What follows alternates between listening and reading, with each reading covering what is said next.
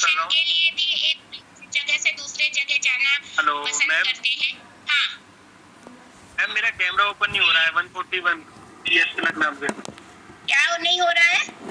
Camera open नहीं हो रहा है मैम मेरा, डिसेबल लिखा हुआ है। यहाँ तो सबका है, वो आपके वहाँ से इशू है, आप देख लीजिए क्या कहाँ से दिक्कत है।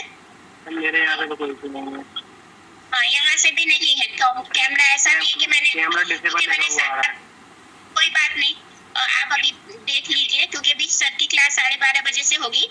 और सर आज यूपी के बारे में बताएंगे कि यूपी में कहाँ पर घूमने की जगह है, कौन सा डेस्टिनेशन है, किस एरिया में पड़ता है, मतलब पूरी जियोग्राफी और इंडिया के पर्सपेक्टिव में और यूपी के पर्सपेक्टिव में। तो अभी हम फैशन टूरिज्म की बात कर रहे थे। तो फैशन टूरिज्म जो है वो भी बहुत पॉपुलर हो रहा है। कुछ लोग क्या होते हैं, पहनने ओढ़ने के बड़े शौकीन होते हैं, तो एक जगह से दूसरे जगह जाते हैं, वहाँ एक्सपेरिमेंट करते हैं, डिस्कवर करते हैं कौन सा ट्रेड है, फिर नया फैशन क्रिएट करते हैं। और ये सारी चीजें जो है क्रिएटिव टूरिज्म है, चाहे वो के अंतर्गत ही आती है। तो इसके लिए जो डेस्टिनेशन है, फैशन डेस्टिनेशन जो टॉप पर अभी चल रहा है वो न्यूयॉर्क है, पेरिस है, लंदन है, रोम, मिलान, हांगकांग, बर्लिन, टोरंटो, ये सारे जो कंट्रीज है फैशन के लिए बहुत पॉपुलर है और लोग यहाँ इसी से अट्रैक्ट होके जाते हैं। फिर बहुत सारे मैं छोड़ भी दे रही हूँ इसमें। और इसमें जैसे अभी पता ही है कि हनीमून टूरिज्म भी बहुत पॉपुलर हो रहा है। बेसिकली कुछ डेस्टिनेशन ऐसे होते हैं जो हनीमून पर्पस से ज्यादा सुटेबल माने जाते हैं और यहाँ पर लोग शादी के बाद अपने हनीमून टूर बुक करते हैं। तो यहाँ अभी देखिएगा मालदीव वगैरह जो है वो हनीमून डेस्टिनेशन के लिए ही फेमस है। और बहुत सारे वर्ल्ड में कंट्रीज है, जैसे थाईलैंड हो गया, फिर कोस्टारिका है, और हार्बर आइलैंड्स है, टर्की में जो हार्बर आइलैंड्स है, फिर उसके बाद जाम्बिया वगैरह है जहाँ पर लोग जाना पसंद करते हैं। फिर ये सारे नाम मैं बता रही हूँ। इसके बाद मैंने बताया है कि जंगल टूरिज्म भी बहुत पॉपुलर है, जो एडवेंचर टूरिज्म के अंतर्गत हम इसको रख सकते हैं। तो जो लोग जंगल में घूमना भी पसंद करते हैं और जिसमें जंगल का Kipling, jungle of Borneo, Brazilian Amazon के जंगल, ये सारे जंगल में लोग जाते हैं। किसकी आवाज आ रही है? माइक ऑफ करिए।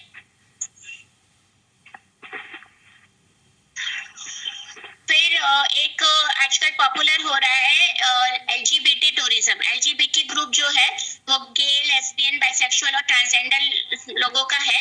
और इस टाइप के जो टूरिस्ट है वो अपने जैसे लोगों के ही वहां जाना पसंद करते हैं। तो कुछ कुछ जो कंट्रीज है इनके लिए पॉपुलर है जहाँ पर ये लोग अपना परेड, मार्च वगैरह निकालते हैं। तो वो एक टाइम में ही वहां पर जाते हैं, जैसे वहां पर नॉर्वे वगैरह हो गया, न्यूयॉर्क हो गया, शिकागो हो गया। तो ये एलजीबीटी टूरिज्म के लिए पॉपुलर है। जैसे इंडिया के पर्सपेक्टिव में देखें तो साउथ में जो मेले वगैरह लगते हैं जिसमें यहाँ के हिजड़े जो होते हैं वो पूरे ऑल इंडिया से जाते हैं, अपना गैदर करते हैं। तो इस तरीके से ऐसे पर्यटक जो होते हैं।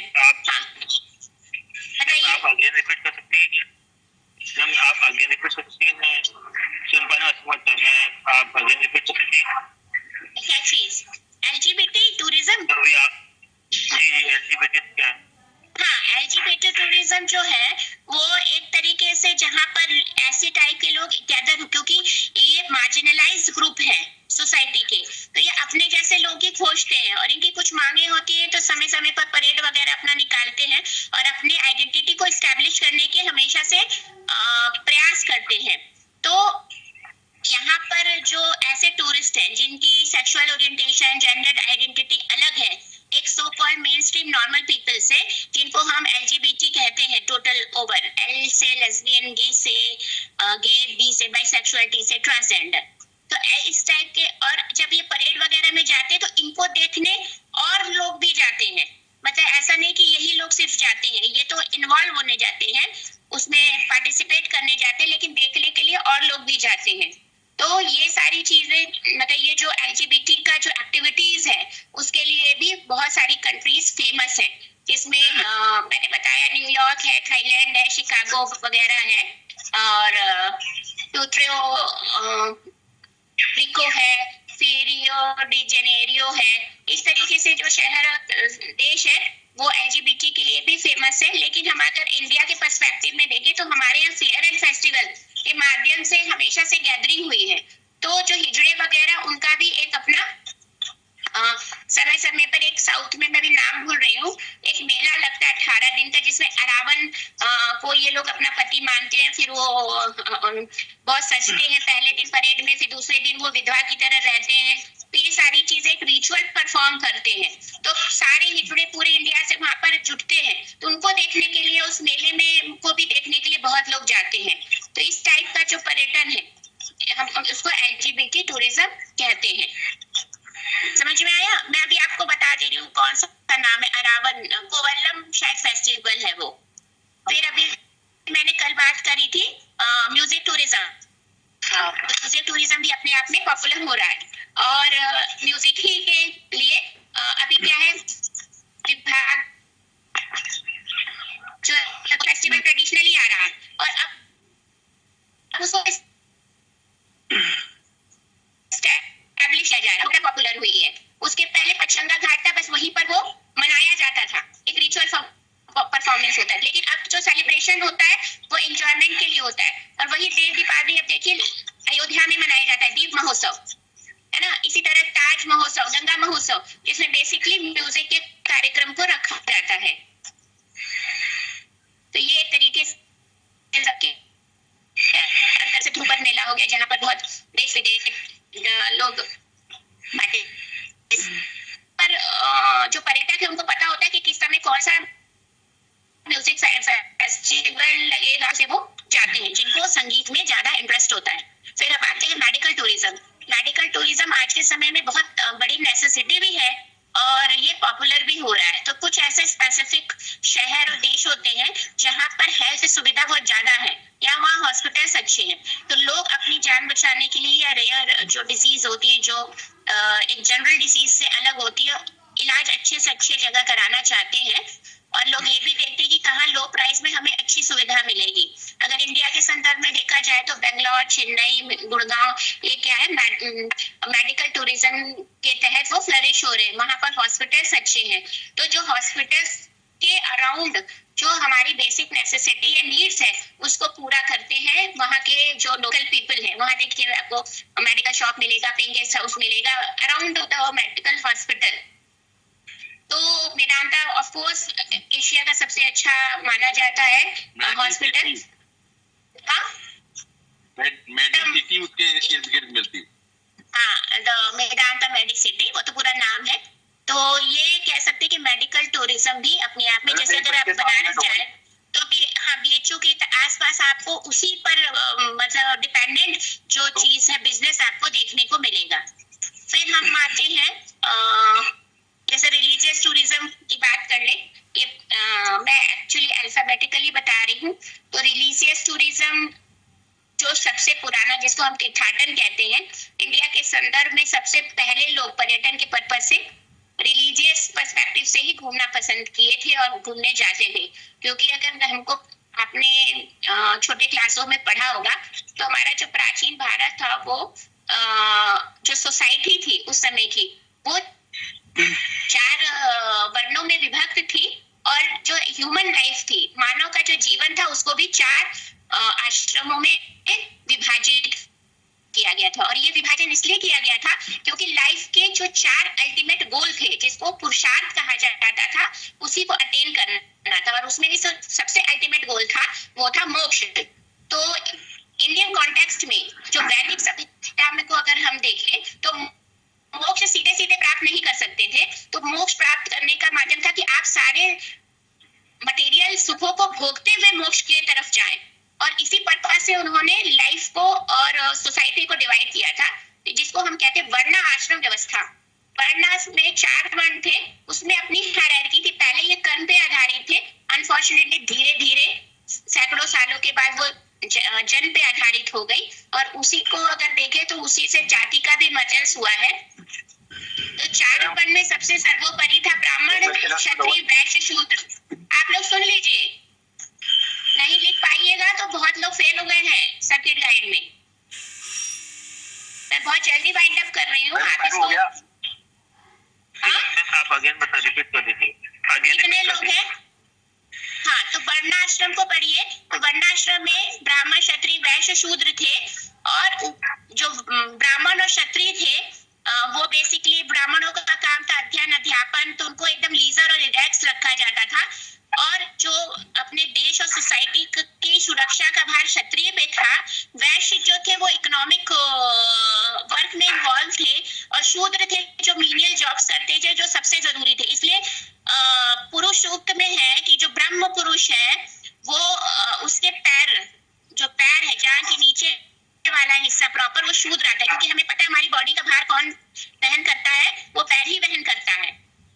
अब ये था कि वर्णाश्रम में हाँ, वर्ण व्यवस्था थी।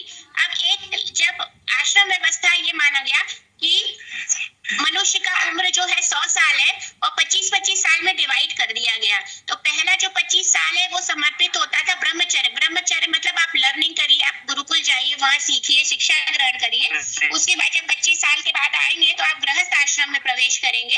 और 25 से 50 के बीच में गृहस्थ आश्रम में रहते हुए आप सारी जिम्मेदारियों को पूर्ण करेंगे। इसीलिए गृहस्थ आश्रम को सभी आश्रमों की नींव कहा गया, मूल कहा गया।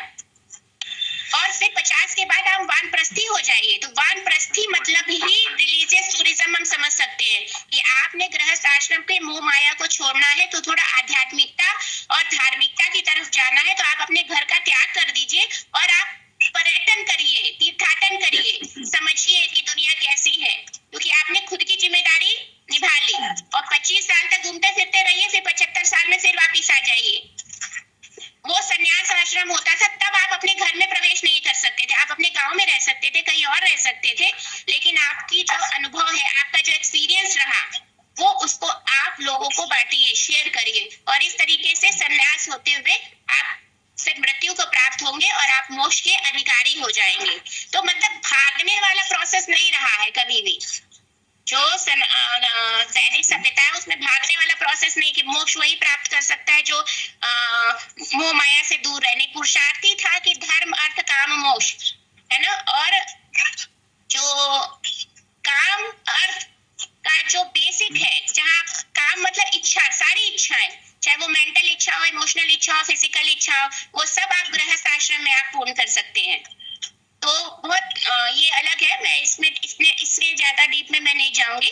तो रिलीजियस टूरिज्म है क्या है? सबसे पुराना टूरिज्म है इंडिया के संदर्भ में। फिर मैंने रूरल टूरिज्म आपको बताया ही कि आजकल रूरल टूरिज्म भी बहुत ट्रेंड में है। हमारे यहाँ होम स्टे की ट्रेनिंग ही रूरल टूरिज्म को प्रमोट करने के लिए चल रही है, क्योंकि लोग अब शहरों से अकता गए हैं और बाहर विदेश भी घूम लिया, बहुत सीनिक भी देख लिया।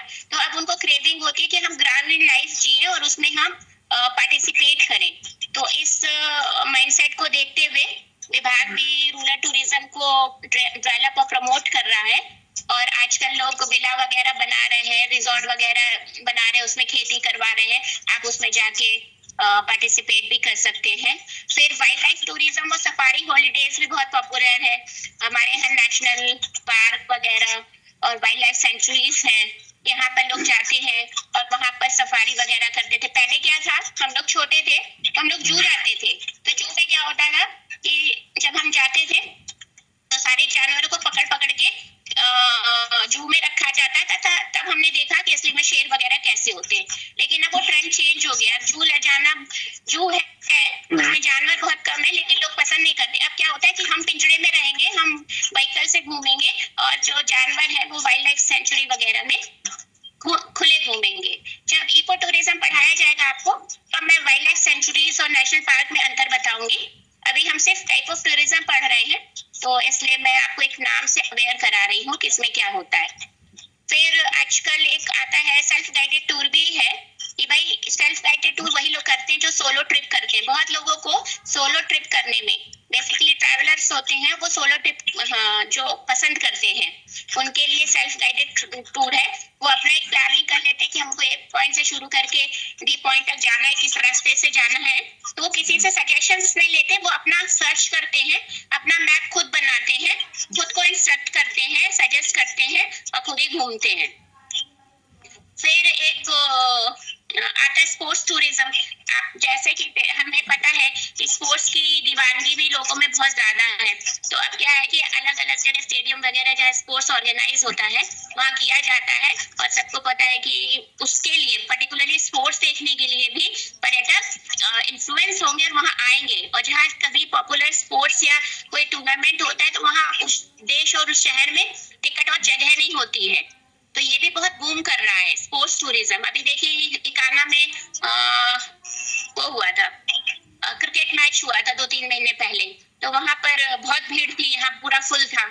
और स्पोर्ट्स टूरिज्म के लिए जैसे ओलंपिक गेम्स हो गए, फीफा वर्ल्ड कप हो गया, वर्ल्ड टेनिस चैंपियनशिप है, या क्रिकेट या वर्ल्ड चैंपियनशिप क्रिकेट का है, या क्रिकेट वर्ल्ड कप वाला जो भी है, तो जहाँ पर भी होता है तो वहाँ बहुत भीड़ होती है और लोगों की दीवानगी है कि लोग पे पैसे खर्च करते हैं, टिकट भी बहुत महंगा खरीदते हैं और होटलों में भी महंगे महंगे रह लेते हैं। फिर सस्टेनेबल टूरिज्म मैंने आपको बता ही दिया। इको टूरिज्म में मैं सस्टेनेबल टूरिज्म और इको टूरिज्म का अंतर बताऊंगी। और सस्टेनेबल टूरिज्म का पर्पस ही ये है कि हमको एनवायरनमेंट को प्रोटेक्ट करना है, पॉजिटिव इम्पैक्ट डालना है, ना कि उसको खराब करना है। क्योंकि हमें पता है जितना हम सस्टेन करेंगे आज के रिसोर्स को वो उतना लंबा चलेगा। फिर वॉर टूरिज्म भी है। वॉर टूरिज्म जैसे डार्क टूरिज्म में है कि लोग उस जगह को जहाँ जाना देखना पसंद करते हैं जहाँ कोई डिजास्टर या कुछ मृत्यु वगैरह हुई है। उसी तरह वॉर टूरिज्म में भी कुछ ऐसे साइट है जहाँ वॉर हुई थी, तो वहां पर भी लोग जाते हैं, जैसे इराक हो गया, सीरिया हो गया, गाजा हो गया, कश्मीर है, इंडिया है, तो उस जगह को भी टूरिज्म के पर्सपेक्टिव से खोला गया है, तो लोग जाते हैं। फिर वेलनेस टूरिज्म ही हेल्थ टूरिज्म के समक्ष रख सकते हैं, लेकिन हेल्थ टूरिज्म नेसेसिटी है।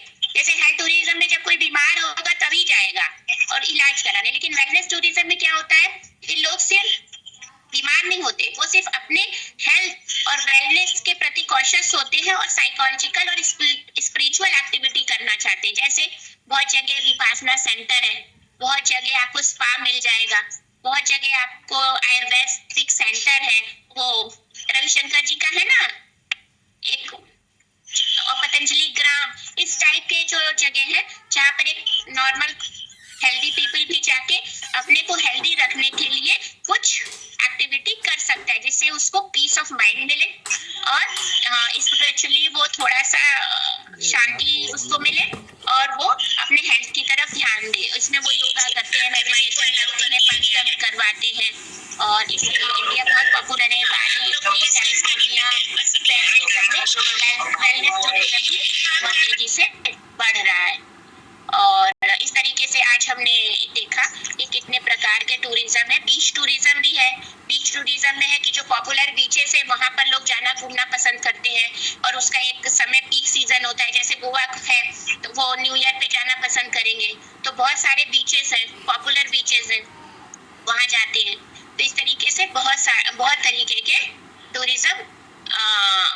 टूरिज्म का नाम है, उसका पर्सपेक्टिव अलग अलग है और उसके फीचर्स अलग अलग हैं।